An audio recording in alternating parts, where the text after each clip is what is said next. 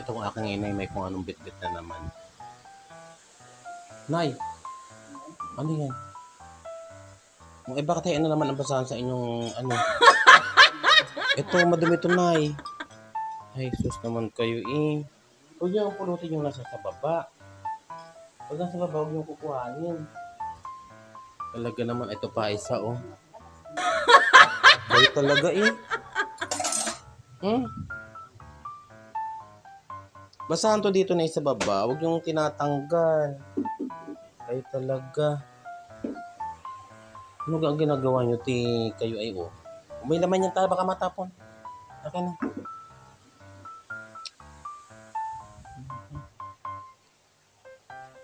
Ito. Yung ginawa sa gripo. Ay, talaga naman. Tasa, ilagay din sa ano.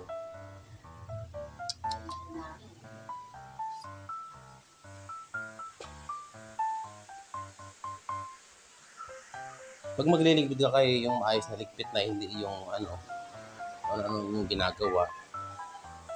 Ano ba ginagawa? Ay, naglalaba. Anong laba? Hindi nga kayo naglalaba eh. Kayo ay, lapis yun. Ay, ano ba kayo? Aray, masakit yan. Ini makaano karik ko. Ano ba kayo? Lapis yan eh. Ang ini para laging kala mo eh, ano ba kayo nga kung karang-kara?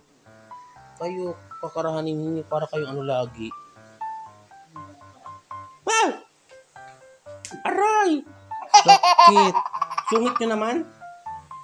Para kayong ano. Ayun lang tayo. Baka kayo makatusok. Ano yun? Isusulatin naman ako. Kayo kung magliligid tayo.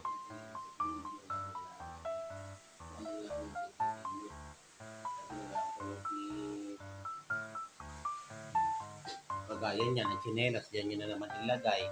Ba't yan ilagay ang tsinelas? Hayaan mo na kila. Kayo naman talaga kahit kailan na ay.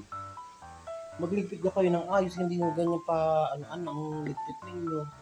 Ilalagay ko naman dyan. Kung may naglakad na ito, tapos nakalihan yung tingin pa, dahil ano pa ano na kumako na nga. Ano na nila ako.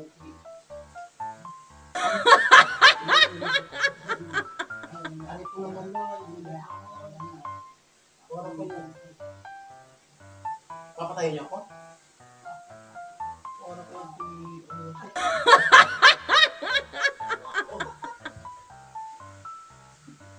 Ano parang kala mo lagi huwag kayo nakasakit.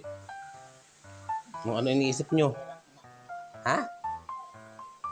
Ano iniisip nyo? Kasi gano'n yung mga ganyan. Ano? Yan. Oh, pati nakaligpit ang ayos. Kayo, huwag kayong karang-kara.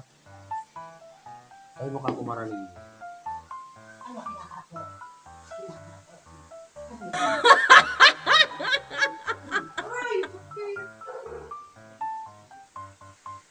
Para kayo ano na sungit ninyo.